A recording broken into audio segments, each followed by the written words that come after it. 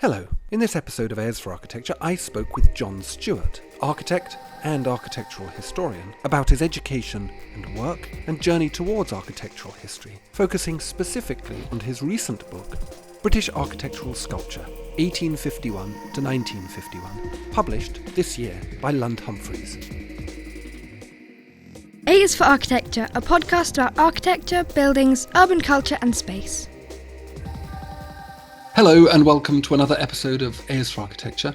I'm talking today to John Stewart, author, former architect, practicing architect, I guess we can get into that, and recently having published a new book with Lund Humphreys, British Architectural Sculpture, 1851 to 1951, which will be the subject of our discussion. But John, before we get into the book, would you be so kind as to introduce yourself, please? Yeah, sure. Thanks very much for inviting me onto the podcast. I've listened to many of them in the past. Well, I've been fascinated by buildings literally all my life. I was rather a strange young boy in Scotland because rather than being enthusiastic about football or something like that, I was mad on buildings from the start. And so I would plague my parents with demands to be taken to yet another castle or stately home. And my mother would ask me, for example, on my birthdays, is there something special you'd like to do? And I'd say something like, could we go back to Hopetoun House? I'd love to see that again. So from a very early age, I suppose really I was most interested in the history, which the buildings in many ways were relics of.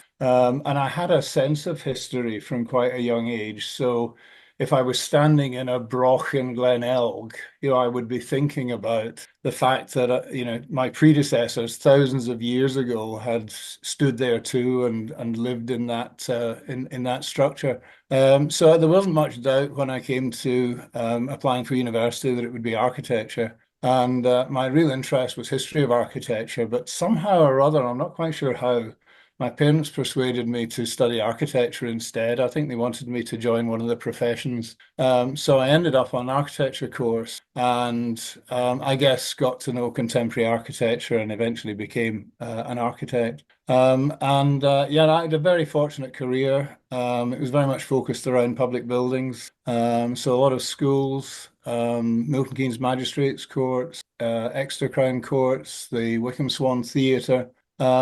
And then as my career progressed, I took on more senior positions and I ended up as a vice president of Jacobs, who were headquartered in Los Angeles then. And I was responsible for their 600 or 700 strong team of architects and engineers in the UK.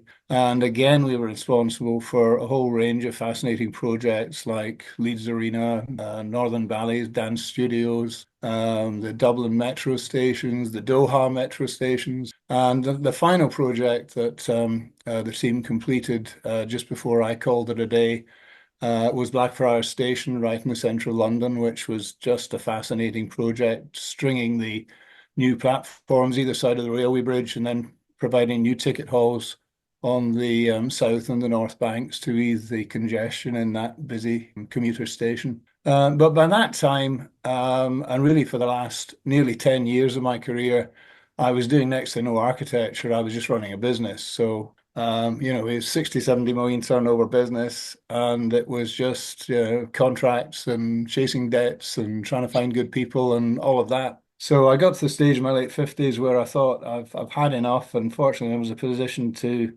um, call it a day in terms of professional work. And in my view, get back to architecture, which I'd been missing for a decade. So I started writing on architecture and really have just written since then on topics that are interesting to me and topics that I've always felt there should be a book on, but wasn't, which actually made it incredibly difficult to find a publisher on occasions, but I got there each time in the end. And so I've written 6 books since I stopped working as an architect. And the latest of which is on architectural sculpture, as you said, Ambrose. And happy to talk about that today. Yeah, for sure. Did you start with the book on Alvar-Aalto?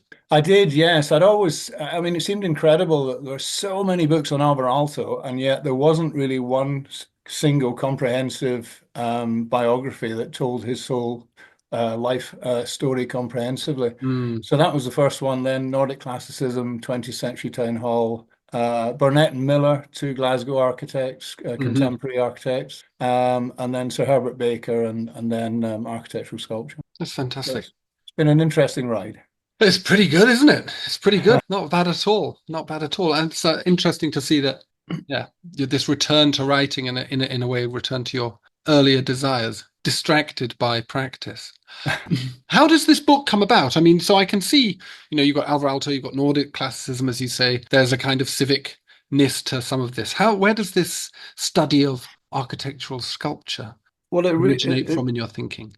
it really originated when I was working on the book on Burnett and Miller, Uh-huh. the two Glasgow architects practicing in the 1880s, 90s, and up to the First World War and after. And I was looking at their buildings, which were profusely decorated and included substantial sculpture in most cases. And I just thought, as an architect, how the hell did they do that? Hmm. Uh, did the architects actually draw the sculpture in detail? Because they were Hmm. incredibly competent. I mean, Burnett was educated at the École des Beaux-Arts in Paris, and you know the quality of draftsmanship that was required for that school. Mm. So, that was a possibility. Or did he just say to the masons, well, I'd like a couple of statues, one representing commerce and the other representing the arts, and could you, see what you can knock up for me? Or were there sculptors involved? I really didn't know, but I was fascinated to try and find out. And that was really the start. I just couldn't understand how they produced architectural sculpture. Yeah. And so I started my researches then. And what I had really stumbled upon was a whole world of architectural sculpture, which included firms like Farmer and Brindley in London, John Mossman in Glasgow, Richard Bolton in Birmingham, who produced architectural sculpture. Mm. And they would work with architects, generally in a long-term relationship, either one of the firms and the architect, or even individuals within the firm and the architect, on building after building. So they began to understand what it was the architect was trying to achieve, and Mm. their work reinforced that. So, for example, George Gilbert Scott worked exclusively with Farmer and Brindley, and he actually said they understood best what it was he was trying to achieve. Mm. And so I started to find all these many partnerships between architects and sculptors that ran right through the 19th and first part of the 20th century. And also began to understand just how the process worked and how the sculptors were educated. And so, for example, with Farmer and Brindley in London, they had a very close relationship with the Lambeth School of Art. And most of Farmer and Brindley's sculptors came from, modelers and carvers came from Lambeth School, which was almost adjacent to their huge workshop in Lambeth, which was carrying out architectural sculpture throughout the country. And yeah, it was that. So that really was the first thing that I encountered, I came across. And then as we moved through the 19th century, I found that fine art sculptors, really after the establishment of the Art Workers Guild in particular, started to get involved in producing architectural sculpture as well.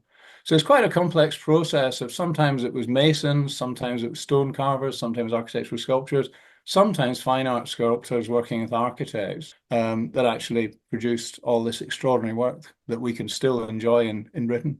Yeah. I thank you. I suppose it's a bit of a might seem a little bit of a foolish question, but how do you define architectural sculpture? Is it distinct from artistic sculpture or art sculpture? Is there a specific quality and character to it? Well, I think the I mean, other than the fact that it's stuck on buildings. Mm. the principal differentiator really was who did it. Because in terms of the final product, if it was, for example, an allegorical group within a pediment, it might be carried out by a firm of architectural sculptors, or indeed it might be, in that instance, carried out by a leading sculptor. But certainly for most of the 19th century, the leading sculptors wanted nothing to do with architectural sculpture. They wanted to produce fine art sculpture, statues, busts, medals, memorials, Hmm. and their status was very much related to the status of their patron. Mm. So the last thing they wanted to do was one, work for another artist's because it would be the architect's vision that they would be responding to rather than their own. And two, they had no interest in finding themselves freezing on a bit of scaffolding in the middle of December, putting one of their sculptures into place. So there was quite a divide between the craft of architectural sculpture and fine art sculpture right up until the end of the 19th century. And after that, it very much became the case that architectural sculpture became a key element of fine art sculptors' work. I see. Your book traces this period, 1850 to 1951, a 100-year period. Why, what is the significance of that period? Is this a moment, this architectural sculptural moment that has been building? Well, Obviously, we have the Renaissance Italian examples and Palladian villas feature architectural sculpture. Obviously, Gothic architecture has sculpture on it. Is there something specific about the characteristic of the sculpture during this period and its production? And I suppose, does it correspond to wider social and political conditions as you understand it? yeah, I think it's, as you say, the history of architectural sculpture is as old as architecture itself. Hmm. The Elgin marbles are architectural sculpture, Hmm. some of the finest ever produced. I didn't fancy doing the entire history of architectural sculpture, so I had to contain it in some way. And when I look at our British architectural heritage, Mm. most of our cities are largely Victorian. Hmm. Our architectural heritage is at its most substantial in that period Hmm. because, like most of the leading European countries, we'd industrialized and we had the wealth that flowed from that. And of course, in the case of Britain, we had the empire as well, which had created another whole level of wealth on top of the fact that we'd been first to industrialize. So it was a period of incredible wealth during which there were vast numbers of outstanding buildings produced in Britain. So that really was the key to start the establishment of a kind of period, and I picked the exhibition of 1851 as a starting point, and then looking forward, really by 100 years later, 1951, the Festival of Britain, architectural sculpture had almost ceased to exist as an art. So within that period, I could cover really the incredible flourish, the growth, of the art form, and then right through to its demise in post-war Britain. Yeah, because it's expensive, I suppose. It's incredibly expensive, yeah. And because of that austerity that comes in post-war period, we move away from, I suppose, the richness and ornamentation of Victorian architecture towards the austerity, visual austerity at least, of modernism. Yeah, once you move away from stone buildings, your options become extremely limited. Obviously there was applied terracotta, such as in the Hmm. Natural History Museum and so on throughout that period. But then, yes, as soon as you're into modern building, there just isn't the opportunity in terms of the technology. And also, there was little interest amongst modern architects in Mm. embellishing their buildings in any way. If you look in Fleet Street, for example, you've got the Daily Telegraph building with architectural sculpture, and yet at the same period, the Daily Express building is 200 yards down the road with nothing, just a sheer curtain of black and clear glass.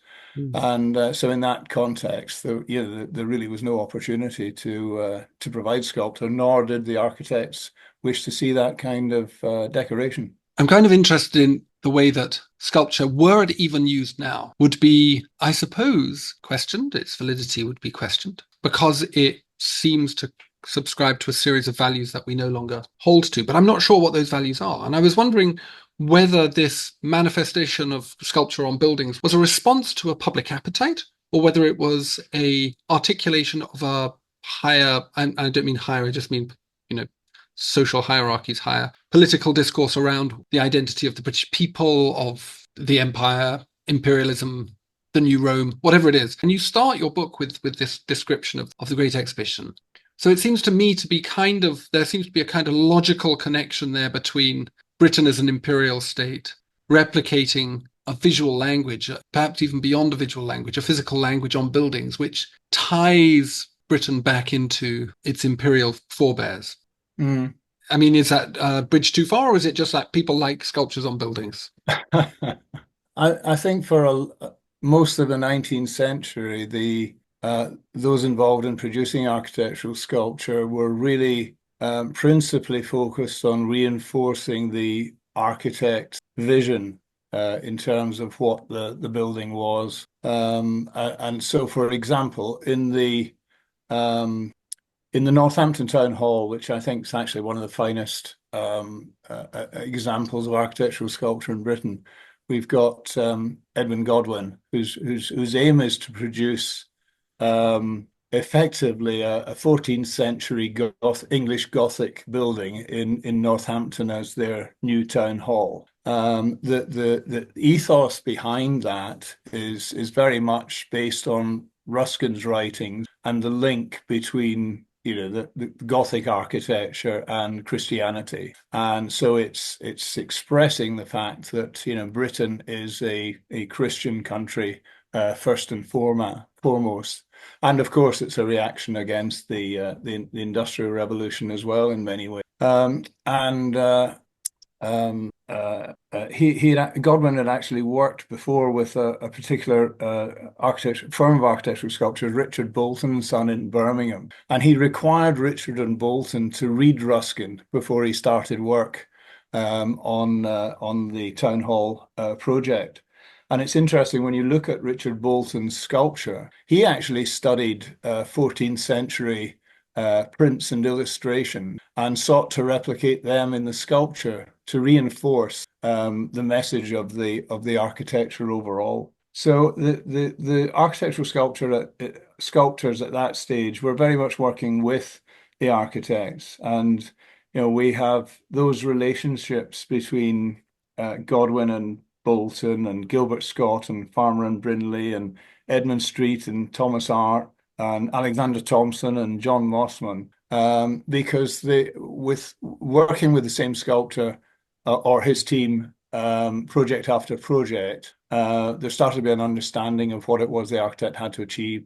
But at that stage in particular, it was the architect who was really driving the vision forward. I mean, later it changed, and so for example, I mentioned earlier the Art Workers Guild. That was a hugely important change for architectural sculpture that brought the leading sculptors into the field.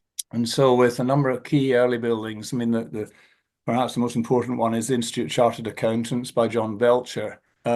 He actually invited Hamill Thornycroft, one of the leading sculptors of the period, to work with him on the building to produce the architectural sculpture. And then Thornycroft was the most blue-blooded of sculptors. His father and mother had both been sculptors. He was a Royal Academician, and so to bring him into the realm of architectural sculpture was quite a dramatic move. And the importance that he gave to architectural sculpture and the role it played in the English Baroque buildings, which he was very much involved in establishing, was hugely important. But because they'd brought in sculptors who were used to pursuing their own work and ideals, there was often a slight mismatch then between the architectural intention and the sculptural intention, and often quite a contrast. And so, I mean, if we fast forward to a building on Whitehall, which was known as the Old War Office by William Young, with sculpture by Alfred Drury, the sculpture, which is high up in the building, is quite radical for the 1890s, in that rather than, as would have been the case perhaps previously with one of the companies of architectural sculptures, them just celebrating the valor and victory and honor of war. Drury's sculptures are actually quite shocking. It's the horror of war that Drury depicts high up on the War Office. So almost subverting the nature of the building rather than reinforcing it, as would have been the case just 10 or 15 years previously. Is this because the Art Workers Guild and the integration of more storied sculptors into the practice of architectural sculpture sort of diminished the architects' control over that aspect? That the architects became co-participants in sort of co-designed the ornamentation, whereas previously they had been much more in control of that process. Yeah, no, you're absolutely right, Ambrose. That's very much what happened. And again, another early example of that would be the church by my mind's gone a blank. The Arts and Crafts Church in Chelsea. Oh, the Sloane Church, Yeah, Sloane yeah, Square thank you. Church. Yeah, yeah. Where actually it's almost the brethren of the Art Workers Guild coming together to produce the interior Is this the together. Church of the Holy and Undivided Trinity? Thank you, and John Dando Sedding has come back to me. Thank you. So there we'd actually got three or four sculptors, Hmm. none of whom were from an architectural sculpture carving background, working with Sedding to produce the interior of that church. And yes, it was much more of a collaborative effort than had been the case before.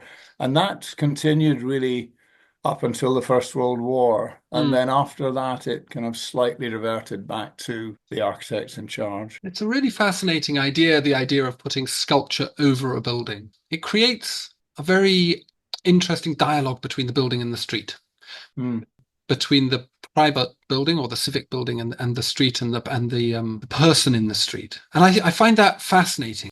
The building almost through the use of ornamentation, in particularly sculptural ornamentation of the kind that you're describing, becomes something that has a sort of generosity about the way it communicates with the street. It almost becomes theatrical, but also seems to imply something, as I read it, about the role of architecture as a mediator of sort of discourse in a way. If modernist buildings, and the Daily Express building you mentioned, completely blank, it's like an early version of the Willis Faber Dumas building by Norman Foster, completely blank, is about a sort of resistance or resilience to the public, the idea of the civic. There's a kind of invitation into dialogue through this kind of work. Is that something that is articulated by anybody, or is that, again, an overreading of something? Because, again, I would be fascinated to see what it would look like if we did it now.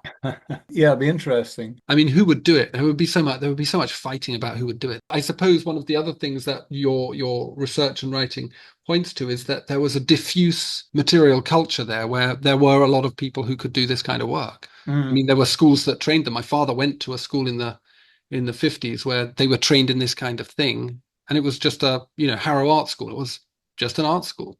Yeah, yeah. I mean, there are examples. I mean, but very few. I mean, Alexander Stoddart, the Scottish sculptor, works consistently with Craig Hamilton on his classical buildings. So that is a very small tributary that continues to exist. But it's expensive stuff. Like, it's super expensive. There's no doubt about it. And I mean, another example that I'd quoted just towards the very end of the book is Page and Park's Italian Centre in Glasgow, where they involved Alexander Stoddart again, and also Jack Fald Sloan in some really beautiful metalwork representing the sun and the moon on the building. But on that project, they actually spent 8% of the budget on sculpture. So, that gives you a feel for the kind of investments that's required to produce it on a contemporary basis. But I mean, in the past, I mean, one of the collections of buildings that I spend quite a bit of time on in the book is Cathay Park in Cardiff, because we've got the town hall, the initial building by Lanchester, Stewart and Rickards, and the law courts, and then the later art galleries, museums, all of which were embellished with architectural sculpture.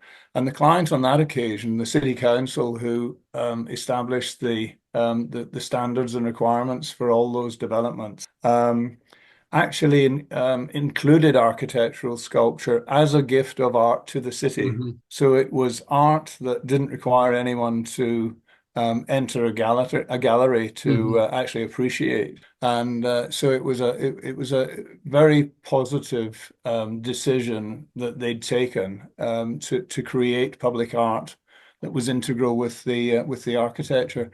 And having established that with the town hall, that was then a requirement on all the other buildings within that complex.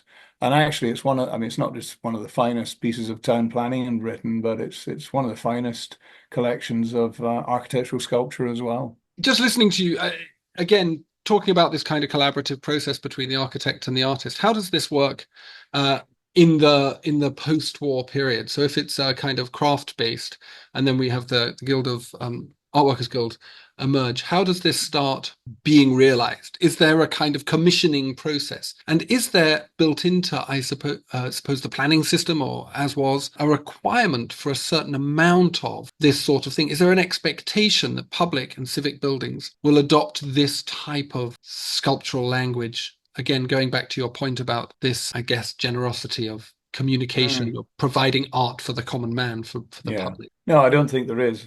I So it mean, is down to the client. yeah, absolutely, and that's another reason why there's so little around really. I mean, there was a percent for art that ran for I think probably a couple of decades, Hmm. and did produce some sculpture, but it tended to be freestanding. It tended to be just a sculptor was appointed, and they produced a piece of their sculpture that stood in front of, or with the building as a backdrop. Hmm. So there aren't those relationships anymore between architects and sculptors that there were when architectural sculpture was a key element of the architecture. And I mean, I've said in the book we had, there's one building post-war which really brought together a lot of those who were involved in the Festival of Britain, which was Michael Rosenauer's Time and Life building in New Bond Street.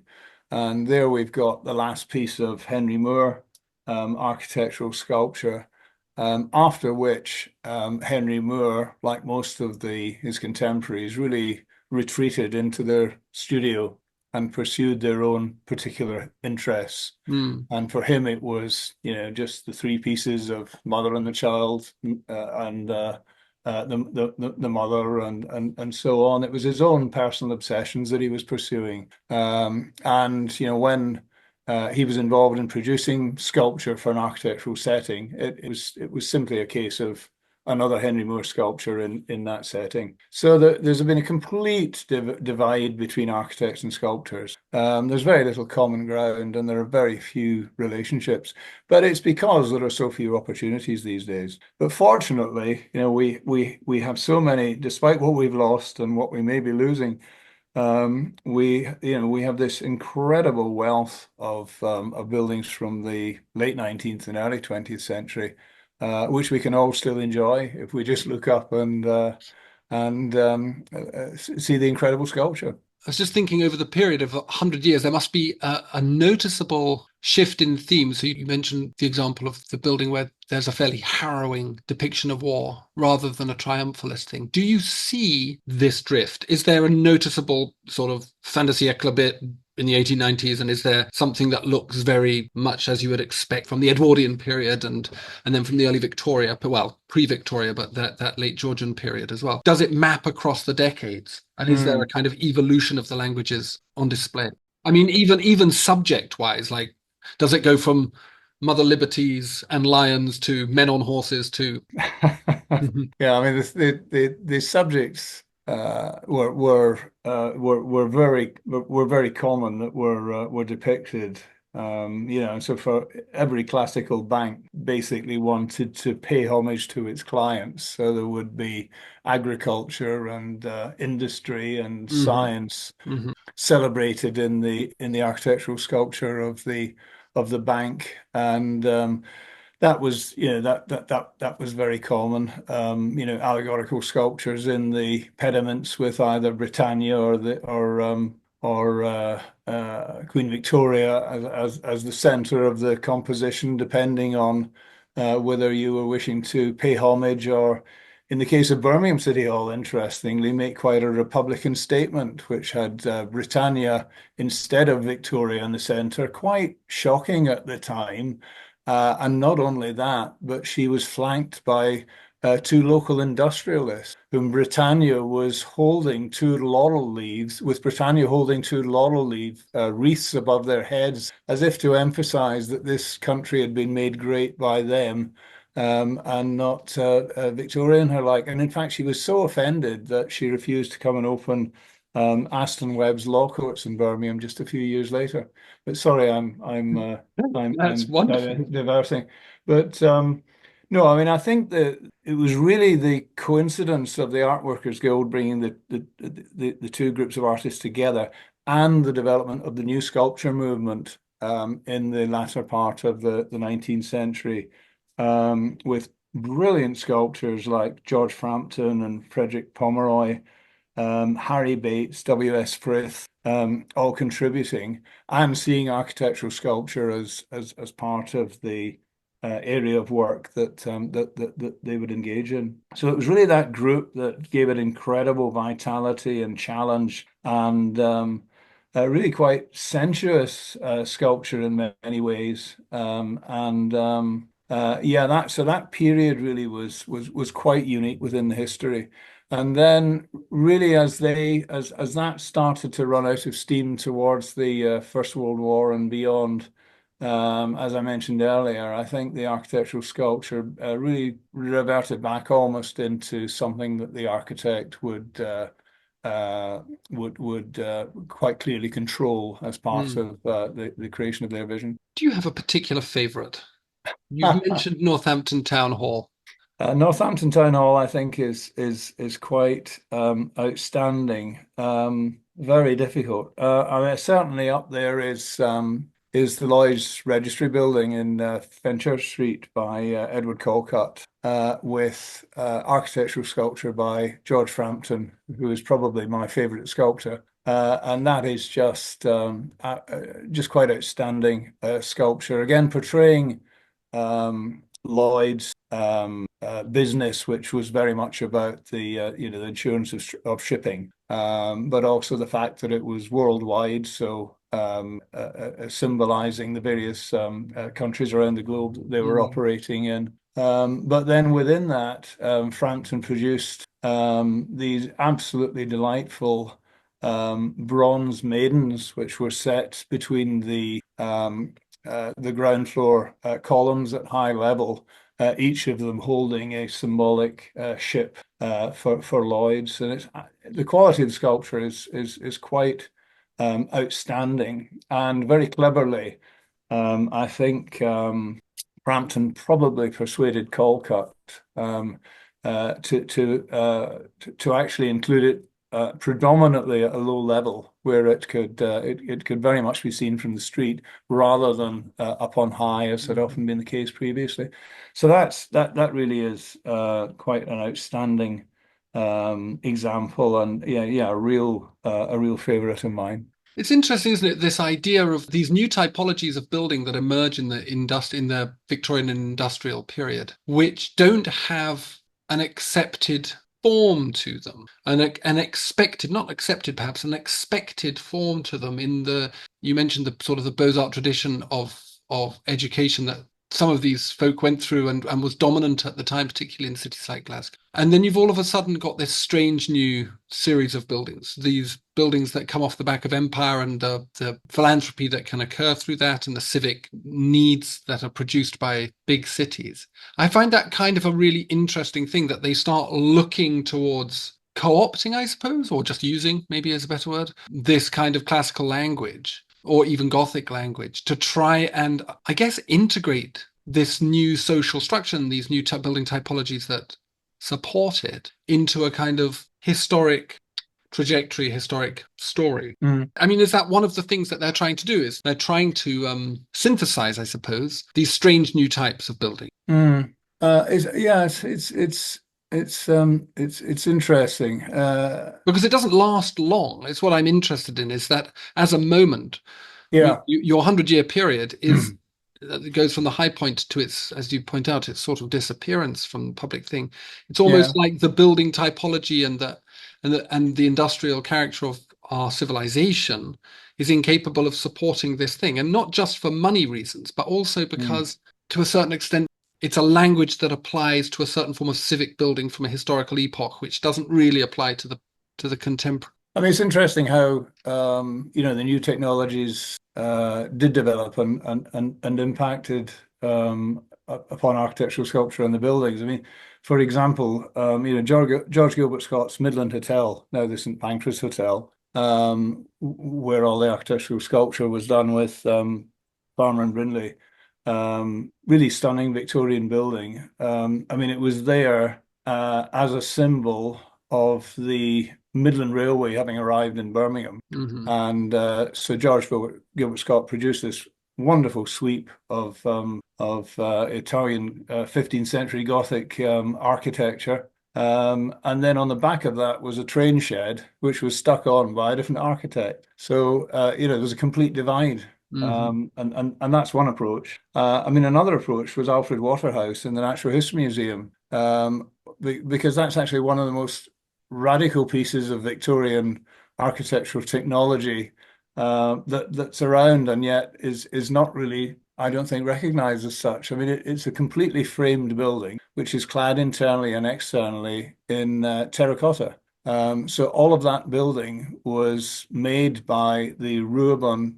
All the cladding for the building, internally and externally, was made by the Ruabon works in North Wales, and then shipped back down to London and put together like this kind of terracotta Lego kit. And Farmer and Brindley were responsible for doing all the modeling. In fact, there was one particular member of their team, Romain Dujardin, French modeler, who modeled all of the elements in clay.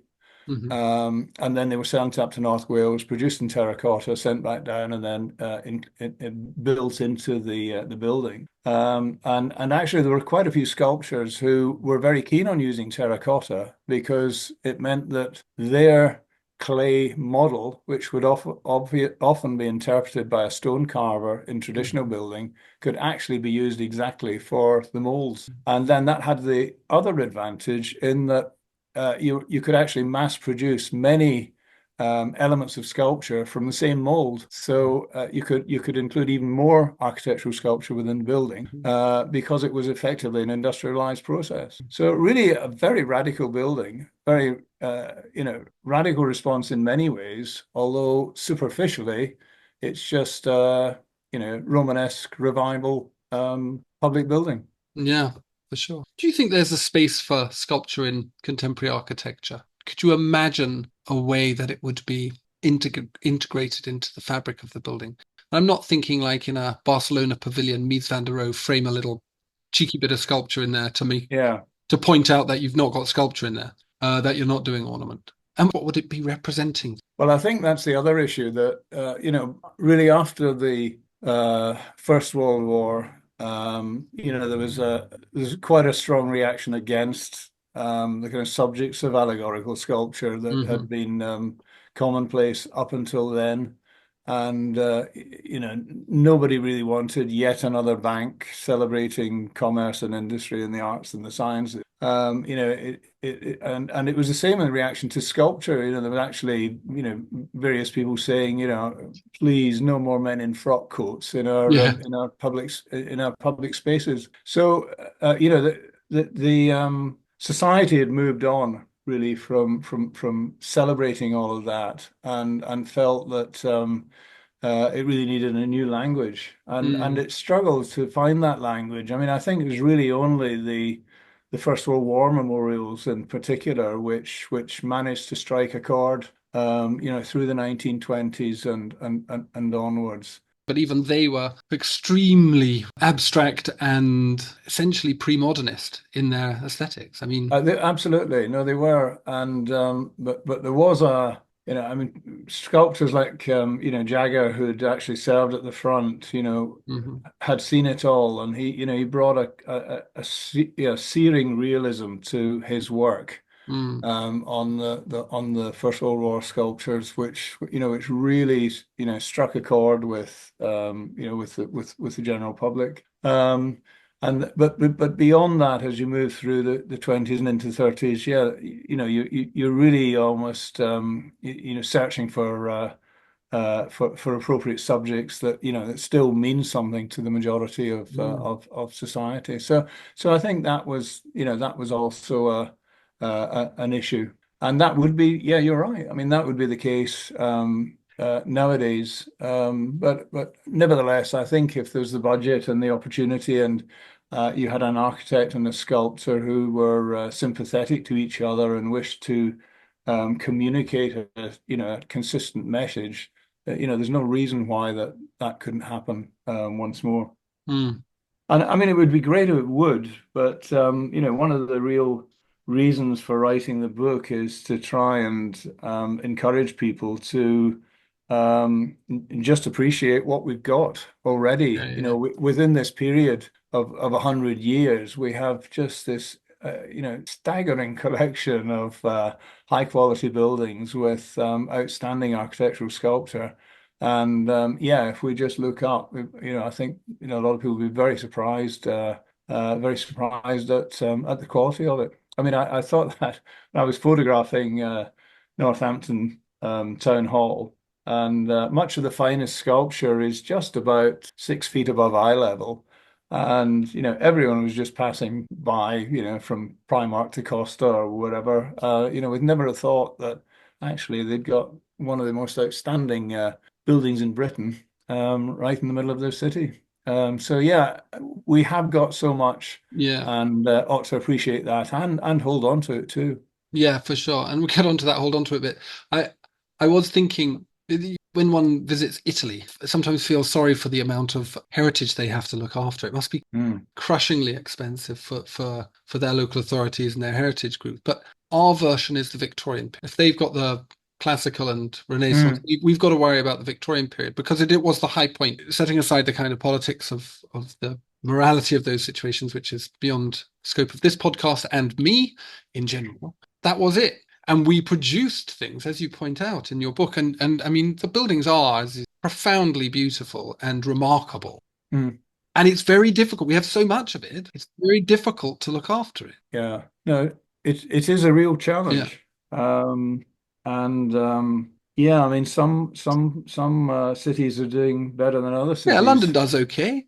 Yeah, I think London does. London does very well. I think some of the regional cities are really struggling. I mean, Glasgow, where I come from, I think is really moving into pretty dire straits in terms of its architectural heritage. Having managed to save the city centre from comprehensive redevelopment in the 60s, which was planned by the city council. That wonderful collection of Victorian buildings is in a pretty shaky position right now. Lots of very, very fine buildings empty. J.J. Burnett Savings Bank, Alexander Thompson's St. Vincent Street Church with its incredible interior is no longer being used. I don't see that many projects where buildings are being brought back into use. So yeah, it's very worrying. Yeah, I can only hope that somehow we can manage to find a way to turn that around. And maybe starting with the sculpture, start with the detail. How you treat the door handle is how you treat the building. How you treat the sculpture is how you treat the city, maybe. Anyway, John, I think that's a wonderful point to finish on. Thank you so very much for talking to me. Well, thanks very much. Near them on the sand half sunk a shattered visage lies, whose frown and wrinkled lip and sneer of cold command tell that its sculptor well those passions read which yet survive, stamped on these lifeless things, the hand that mocked them and the heart that fed. Percy Bysshe for the win. Thank you to John for taking the time to speak with me, and to Lund Humphreys for the PDF. Please see the podcast description for links to John's professional and personal profiles and to the book. And thanks for listening.